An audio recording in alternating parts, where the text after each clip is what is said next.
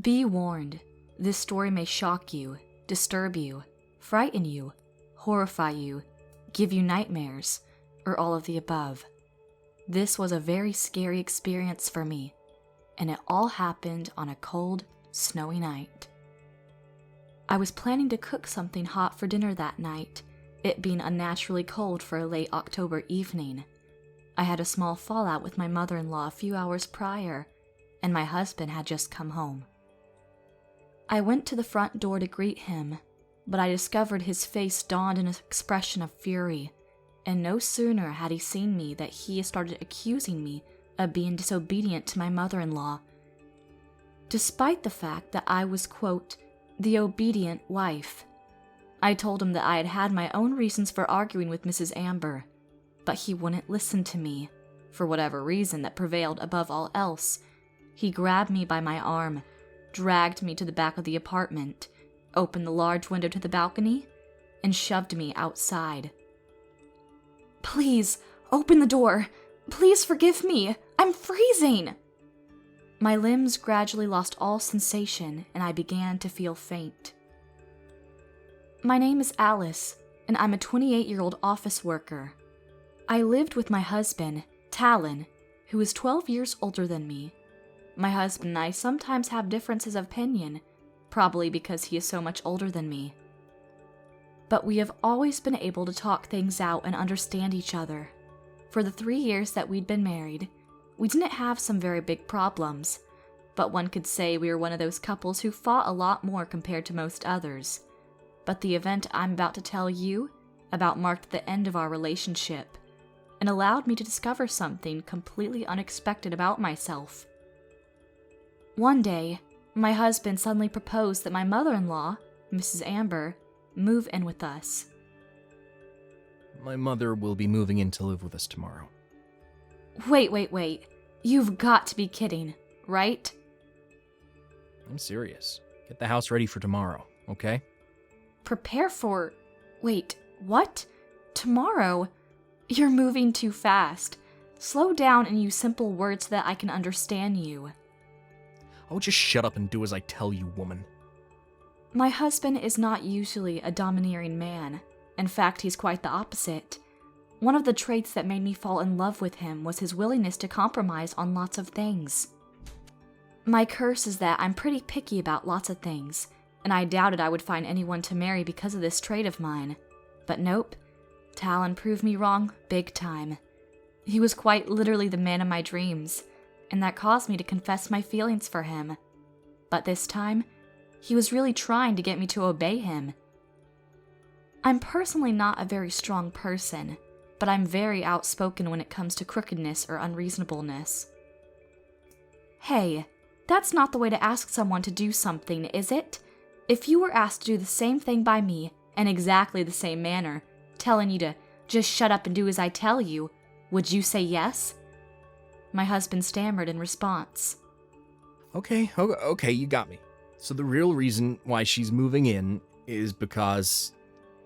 According to Talon, the reason for Mrs. Amber moving in together with us is because the family home where she lived was pretty dilapidated and needed to be renovated. My mother-in-law had lost her husband a few years ago. Such a kind man, Mr. Amber, rest his soul, and was living alone, and she was afraid of getting in an accident in her house that was falling apart. When I heard my husband's explanation, I understood the reason for moving in together. So she's moving in with us until the work on her house is completed, right? Yes, that's right. So if you've known about this for a long time, I think it's only fair to discuss it in advance. Well, I mean, I'm too busy to tell you that. It's not like I have all the time in the world either, Talon. I'm a working woman, per your request, I may add, and my time at home to do the housework is very limited. You can't expect me to just show up at your service the day before and expect me to do all the prep work around the house.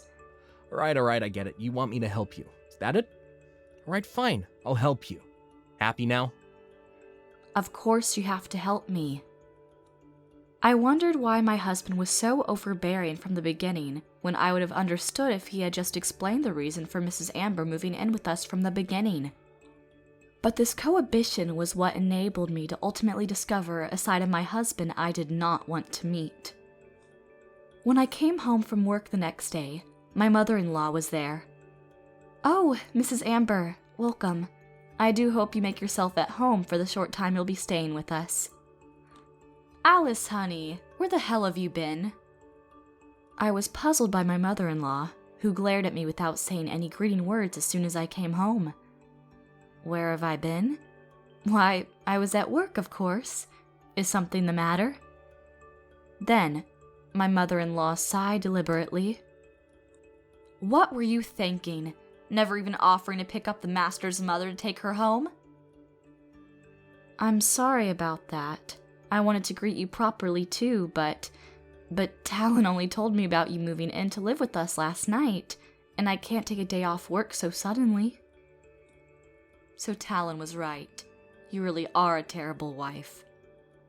I felt anger inside at my mother-in-law's condescending attitude, but since we were only going to live together for a limited time, I told myself to put up with it. The truth is, my mother-in-law and I have always been at each other's throats. The reason for this is that I can't help but rebel against my mother-in-law's idea of what a wife should be.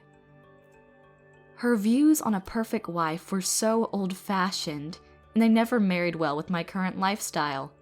The biggest difference was that she could devote all of her time to the house and family, and I had a job that demanded a lot of time, energy, and focus. However, I thought it was a good thing to keep a proper distance from her, as everyone has their own way of thinking. But when my mother-in-law said the words, "Talon was right," it stuck in my mind in the worst way possible. Thus began my life with my mother-in-law, a life with nothing but a sense of upheaval. The next morning, as I was leaving for work, my mother-in-law stopped me and said, "Alice, where is my breakfast?" "Your breakfast? Oh, well, I'm sorry it's time for me to go to work. I must be off, Mrs. Amber." I was surprised, because I had never expected to be asked to take care of my mother-in-law's meals, so I left the house as if I was running away. At work, I received numerous phone calls from that abhorrent woman, and I wasn't looking forward to picking it up at all. When I finally picked up the phone during my break, she exclaimed in a voice full of irritated excitement, "Okay, Alice, I've had enough of your bullshit. Where the hell are you? You don't even cook breakfast for your family? Get your ass back here and do your damn job as your husband's wife." "I'm sorry, breakfast, Mrs. Amber? First of all, it's past noon. Second of all, didn't you used to always make everyone's breakfast back at your place? I assumed you were going to do the same as always." "The hell do you mean by work? Talon toasted his own bread and made his own coffee this morning. You should be ashamed of yourself." I got dizzy just listening to my mother-in-law's voice during the phone call. The toaster bakes the bread, and I just turned on the coffee machine. What the hell did this harpy want me to do? This was the first time I was living with my mother-in-law, and although I told myself this was only temporary, at this pace, I was completely convinced I was going to go batshit insane. I didn't even want to go home anymore. I even thought of living in a hotel while my mother-in-law was living at home. "I'm sorry, Mrs. Amber. In any case, I'm at work right now, so let's talk about it when I get home, okay?" is what I said before hanging up the phone. Before I left for home after my work was finished for the day, I told my husband, who worked in another department, about this morning's phone call with my mother-in-law. "Your mother is interfering with everything, Talon. Her bickering and her lecturing are so intense that I don't think I could stay at home with her. That's not how she should treat those who are kind enough to offer her free accommodations until her house is all done." Listen, I think that's a little too far. Mom is like a savant when it comes to housework, and she can't stand it when you cut corners on the housework, is all. "Talon, I want you to be honest with me when I ask you this question. Did you think I was slacking off on the housework?" Well, yeah, but you're working, so I have to put up with it and not hold you too responsible for doing a lousy job at home. You also have to keep your end of the bargain and put up with her a little too. I suppose that's true. I just got a little frustrated, and I'm the one who got on your nerves. I'm sorry, Talon, for putting you in between me and your mother. I'm sorry. I decided to buy some nice meat that I thought my mother-in-law would like and make Japanese sukiyaki for dinner that night. When I got home, I prepared dinner while patiently enjoying listening to my mother-in-law's bickering and complaining. I don't mean to nag you, honey, but when I think of Talon, I just can't stand by and say nothing. Oh, this meat looks delicious. Mom, Alice is still inexperienced, so be sure to teach her slowly, okay? I know I'm not very good at some things, but I'll do my best, Mrs. Amber. I'm too old and my legs and back are not strong enough to do the housework unless you do it right. I'll teach you everything I know. Alice, you hear that? This is awesome news. You should be thankful to her. Huh. Thank you, Mrs. Amber. I felt uncomfortable with my husband's arrogant attitude in front of my mother-in-law, but I decided to accept it in order to make the most of the time we spent living together. From then on, I was tired and stressed out every morning and evening by my mother-in-law's criticism and abuse of me over the housework. I've been holding out until my parents' house is renovated, but they haven't given me a definite date for when it will be finished. I decided to ask my husband about how the renovations were going. Hey, so when are they going to finish the renovations? You never told me the definite date it was going to be finished. Wait, I didn't? No, you didn't. Oh shit, my bad. So actually it's costing us more than expected, so the construction is on hold right now. What do you mean? I didn't expect the worst to happen, and I was initially so upset. But then I remembered what he had said about putting up with Mrs. Amber to some extent, so I forced myself to calm down and asked my husband how much it would cost. His answer was that it would cost around $2,000 extra. Alright, so I could cover that easily with my savings. So I offered to pay the extra money, on the condition that the renovations got back on track, and fast. My mother-in-law was delighted that I had paid for the extra funds, and her mood improved. She also stopped pestering me about my housework. I was able to breathe a little better now that my mother-in-law was no longer harassing me, even if only temporarily. But, as time went by, my mother-in-law's attitude gradually worsened again. To make matters worse, Talon was always on my mother-in-law's side, and even after I came home from work tired, I would get even more stressed at home because she was always making me work hard. I told myself that I would be patient until her house was renovated. Unfortunately, the renovations continued to cost more than expected, and I kept on offering more money. Yes, I admit it. I was desperate to get her to leave us, but you can't blame me after what I'm telling you right now. Anyone who would be prepared to endure this sort of mental and financial abuse is simply nothing less than a being that knows infinity and beyond. But I am only human, and a pretty picky one at that, and the burden of maybe living together with Mrs. Amber with no end in sight, along with the additional expenses, was taking its toll on me. How much longer did I have to endure? I was just getting so damn tired of it all. One day, I decided to ask my mother-in-law, Mrs. Amber, may I have a word? How is the construction going at your house? The construction? Oh, it's going smoothly, dear. The other day, Talon asked me to add another $3,000 in additional funding. You'll show me the estimations, won't you? Since you hired the company to renovate your house, they must be giving you estimations on how much it would cost. I don't know much about the money in this enterprise, dear. Mrs. Amber, I've already paid an ungodly amount of money for my house, but I haven't received even a single estimation of the total cost. I need to know what I'm putting myself through if I wish to continue to help you out. My dear Alice, it's only natural for a wife to devote herself entirely to her husband's family, shedding blood and tears if she must. Her savings don't belong to her, but to the whole family. How selfish of you to demand the knowledge of how our money is spent. How it's spent shouldn't concern you. Mrs. Amber, listen to me.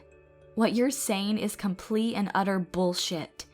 I'm working to make that money, and the money I do make doesn't belong to anyone but me. Talon and I have a joint savings account that we plan to use after we retire. And we occasionally withdraw some from that account because of emergencies. I had no choice but to withdraw some money from that account the last time you asked for funds. Is your house even being renovated at all? The fact you claim it's our money makes me suspicious. I'm afraid I have to refrain from giving you any more until I see the estimations. How could you say such a thing? How dare you even call yourself a wife? Then she left the room in a huff. I felt a complicated mixture of disgust and anxiety at her irresponsibility. I thought I would tell Talon about it when he came home and make sure everything was going to be all right. It was snowing that day, and the night was expected to be unreally cold. I was thinking of making something hot for dinner. I heard my husband come in through the front door. I greeted him, but his face donned an expression of the purest fury I'd ever seen. He threw his bag at me and started yelling. Hey, Mom called me and said you keep on disobeying her. I wasn't disobeying her. Perish the thought. Ow! Talon, stop! Enough with the violence! I wrinkled my face in pain when the corner of my husband's heavy bag struck my leg. I told him I had my own reasons, but he wouldn't listen to me. I asked your mother about the renovations, but she brushed it off, saying that they're really working on it. Is there really any construction at all? So you're claiming we're cheating you out of your money? I didn't say that. I immediately sensed that I was out of line. Talon got angrier, and I feared for my life. I'm sorry, that was out of line. Just please, let's calm down and talk about this thoroughly. You don't know your frickin' place, do you? You're coming with me. My husband's anger flared up, and he grabbed my arm and started to drag me out onto the veranda. He shoves me outside, and I had to press my hands against the balcony railing to steady myself. The cold was already settling in, and as I turned around, to my horror, Talon closes the door and locks it shut. I was literally trapped outside on an evening cold enough for water droplets to freeze on the metal of the balcony railing where I steadied myself. I panicked and pleaded repeatedly for forgiveness through the window. Take your stupid brain outside to cool it off. You need to learn a lesson. And that frickin' lesson is to know when you obey your husband and his mother. I was in a warm room up until that point, so I was lightly dressed. The penetrating cold caused me to shiver. Talon, honey, open the door, please. This is cruel. I'm going to die. I slammed on the balcony door, desperate to open it. My apartment is on the 3rd floor. The snow had begun to fall on the small balcony and was starting to accumulate on the ground. A cold puddle formed under my bare feet. My husband watches me through the balcony door, smiling sinisterly, looking happy and appreciative of the warm room that's banishing the cold. My mother-in-law walked in and was somewhat surprised when she discovered me outside, struggling with the door. Oh, what do we have here? I'm educating her because she's been disobeying me and my mother, and I will not let this go on. My mother-in-law nodded her head in satisfaction. Now that's what I call being the head of the family. Mrs. Amber and Talon proceeded to walk out of the room. They ignored my yelling for them to open the door. I didn't have my phone with me, so I couldn't call anyone for help. So all I could do was continue banging on the door and screaming as loud as I could. Please, open the door! Please forgive me! I'm freezing! The coldness of the door eventually made my hands feel numb, and the cold air was stinging my throat. I couldn't even speak anymore without enduring some pain. The only sound I could hear was my jaw clattering in the cold, and I couldn't hear anything else anymore. I wonder how much time had passed since then. This just couldn't go on like this. I was going to pass out. If I blackened out like that, I was sure that... What would my husband and mother-in-law say if I died tonight? Would they be sorry? No. Considering how cruel they'd been to me thus far, that was not going to happen for sure. I'm sure they were going to say something like I went out on the balcony on my own and became cold before they knew it. Not on my goddamn watch. First of all, I had to move my body and warm myself up at least a little. And then, I'll let them know who the hell they're dealing with. I looked around the balcony as I jogged in place and I felt myself gradually warm up, although I admit it wasn't much. But just the slight rise in body temperature helped me think more clearly about my options. I hadn't hung the laundry that day, so all I had was the removable metal laundry pole that hung overhead. If I grabbed the aluminum pole directly, I was sure the skin of my hands would stick to it and never come off. But in that moment of desperate survival, I didn't care. I grabbed the pole, lifted it out of its hinges that kept it in place, and held it firmly in my hands. I swing it as hard as I can at the balcony door. I'm gonna smash that stupid door to bits. I heard the sound of glass cracking, and that gave me hope. I kept swinging the metal against the door, and the sound it made every time it struck the glass was deafening. I swung again and again, screaming at the top of my lungs, "Destroy it! Destroy it open!" Is this what an adrenaline rush really is? Or was it really my primal survival instinct that granted me this amazing strength? The glass of the balcony door shattered. Hell yeah! Come on out, Talon, my darling. Let's play rough. I unlocked the door with bloody hands and returned into the corridor that led to our bedrooms. My feet also covered in blood from stepping on the shards of glass. I was so cold and so angry. I felt no pain. There was no response from the room, and I headed for the bedroom where my husband was supposed to be. To the casual onlooker, I would have looked like the perfect antagonist in a horror movie. I went into his bedroom and clutched my rod tighter, ready to beat the shit out of him. The pole was already covered in blood from my hand peeling that indeed stuck to the frozen metal. I had to wrench my hand away, tearing skin off of it as I did, to free my hands of its grasp. To my surprise, however, I found Talon lying in front of his bedroom door. I was stunned, not knowing what was going on, as he had already collapsed before I could beat him. I tried to wake him up by poking his face a few times with the icy pole. But he didn't respond. When I touched him, he felt cold. I came back to myself with a jolt of realization, and I frantically tried to help him. Talon? Talon! Are you okay? It's all right, Talon. Stay with me. I touched my husband's head and discovered a large bump on it.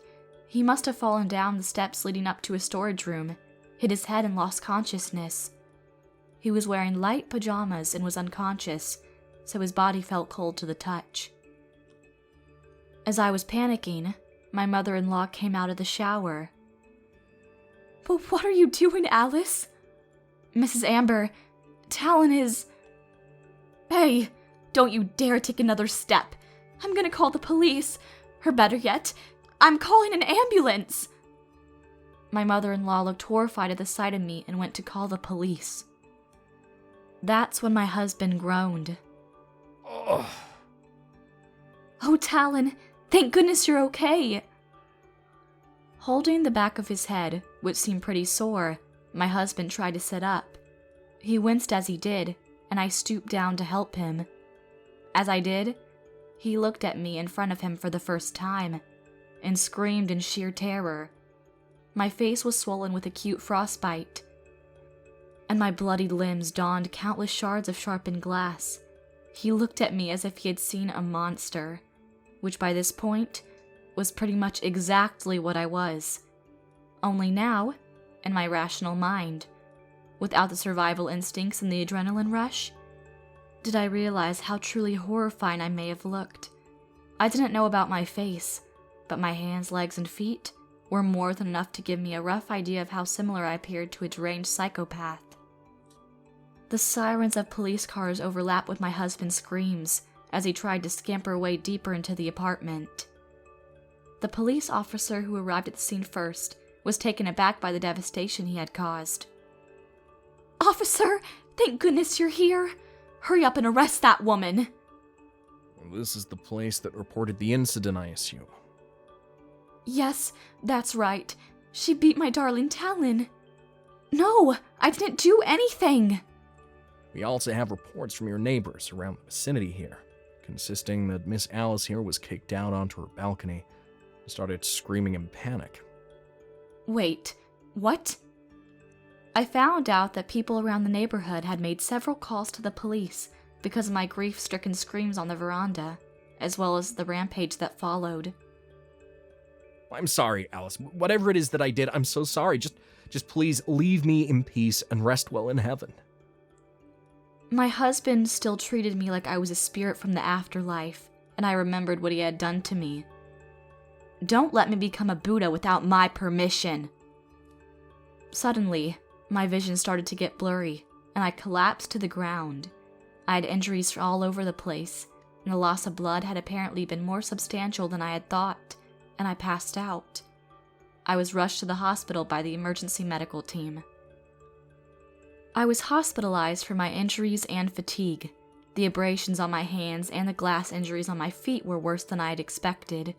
They said I was left on the balcony for 3 full hours. My life was in real danger, apparently. My husband and mother-in-law were taken in for interrogation by the police. The truth is, the cause of the fight, which was the cost of construction work being done by my mother-in-law's house, was completely pointless, given the fact that they never actually did any renovations at all. I wasn't surprised, though, to be honest. Common knowledge alone should tell me that construction corporations don't ask for that much additional funding multiple times after a general estimation was decided. My husband and mother-in-law had set this up in order to take my savings away from me and make me into a middle-aged wife who would never disobey them. The police interrogated them severely about the fact they had planned to cheat me out of my money and that I was nearly killed as a result of that. They managed to get the police to release them because they assured they meant to let me back in long before I broke back into the apartment, but because Talon had knocked himself out, they couldn't. That was one of the stupidest things I'd ever heard. Talon was knocked out, sure. What could he do? But Mrs. Amber did nothing to, first of all, call an ambulance when her son was unconscious, since she'd been in the shower for close to 90 minutes. Nor did she even think about her daughter-in-law literally fighting for her life out on the balcony. Only when I destroyed the glass door to the balcony and started clambering into the apartment did she notice something was going on, and then discovered me standing over her unconscious son, bloody and furious. That may have been enough for the police to release them on parole for the time being, but my willingness to forgive them was long gone. I filed a claim for divorce and demanded for compensation that amounted to more than they had cheated me out of, in addition to the alimony of the divorce. My lawyer negotiated with them, and Talon was reasonable and paid up in full. The lawyer said he was very scared of me and was very quiet during the entire negotiation process. I guess the bloody, mutilated image I depicted was a nice touch. After that, my ex-husband and his mother are in debt in order for the alimony and compensation, and they're living in poverty in their dilapidated family home. According to the police, they are fighting all the time, and their relationship is at an all-time low. I decided to resign from my current company and take some time off after the divorce. I'm going to move to a new city altogether and make a fresh start. While I'm on that break, I've also started studying for a few certification exams so that I can make the most of my time off to find a good new job. With every passing day, I approach 30 years of age, but if I work hard, I'm positive my dream will come true.